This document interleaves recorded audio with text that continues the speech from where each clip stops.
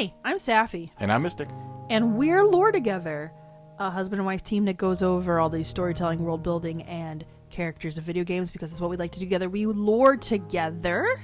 Yep. And thank you, Corey, for inviting us to help celebrate the Bossies. We're honored to be part of this network, and we're honored to join you this time where we talk about this past year of gaming for us, which is always interesting because we are solidly in the past most of the time when it comes to gaming.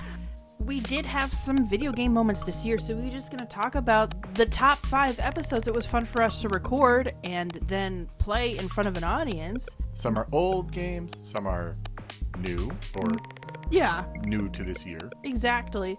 And with that, we are starting with the really weird with episode 108, Power Wash Simulator. So, if you don't know what we do in our podcast, we talk about, as I said before, world building, storytelling, and characters in video games. So you would not think Power Wash Simulator would fit that bill. Yes, the most common comment we got was, this has a story. Oh, not only does it have a story, it has the wildest story you could imagine. It was definitely one of the slower streams we did. Like, the story is crazy, the story is great, but that gameplay is calming and relaxing. Yeah, you're there for the ride, man. It's not until the end that it's a crazy, fast, wild ride. So, Next, we actually covered the World of Mist and the Lord of Mist a lot this year. So kind of clumped together our episodes that covered the Book of Tiana, episodes 111 and 112, along with the episode that talked about the Riven remake, episode 117. Yes. We have a lot of Myst fans in our regular stream viewers and in our Patreon supporters. And so it's always fun to have them kind of come in and offer stuff that we missed or info on things that I didn't even know about. So for our Book of Tiana stuff, we played Myst Online. Which, yes, there is a Myst MMO if you are not aware. And it's still going strong and it's still going strong.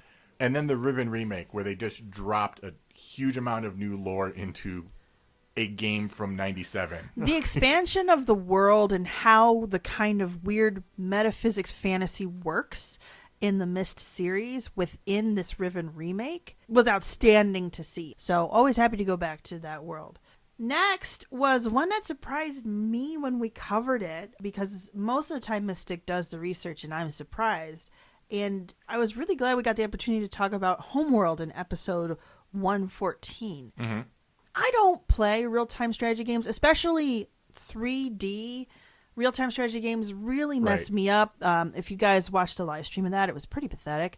But but the story that we told was captivating in a way that I wish more video games embraced. Complicated, long histories coming together fruition to talk about bigger ideas, all when you're trying to go pew-pew with spaceships. It's insane. Right. And it's kind of one of those classic stories of finding home. Yes. Then, many of you longtime listeners will not be surprised to know that the Dragon Age episodes have made the list. We talked about the Veilguard trailer that came out was so exciting. I had to talk about all the companions. And it turned out I was right about stuff that the wiki was wrong about at the time. So I'm very proud of my research. So 115 we covered the companions themselves, and in 126 we talk about an Inquisition, the choices that carry over and how they should carry weight into Veilguard as you play through it, and I'll let people who actually finished it be the deciders of that. But I just love this world. I love coming back to it. I love the crazy twists and turns it takes on a lot of classic fantasy tropes and makes them unique and different and saying really intriguing things. And as much as you like coming back to that one of my favorites has been getting back into Guild Wars in our recent episodes. I've had friends who listened to it who texted me afterwards or watched your stream of it when we played a Charb, telling me that I want to get back into Guild Wars now. I forgot how much fun it is to play in this game. It is, and even though it's got a lot of the classic MMO gameplay and structure in it, it's got a lot of interesting things it does with how you can build your character and how your character interacts with the world, giving you something that's in MMOs, interestingly unique and individualized, yet at the same time kind of fostering a community feel of a bunch of individuals doing something grander together. Yeah. So those were the top 5 episodes we loved recording this year. And we're once again so honored to be part of the Boss Rush Network and to be invited to talk about it at the Bossies and celebrate all the great gaming in 2024. We will definitely be spending a lot of time diving into more fictional worlds. Yes. In 2025. It's going to be a great time for that. Thanks for joining us. We hope that if you haven't yet given us a listen, give us a listen. And of course, as always, Boss Rush covering all the great new news, video games. Yep. After Dark's hilarious.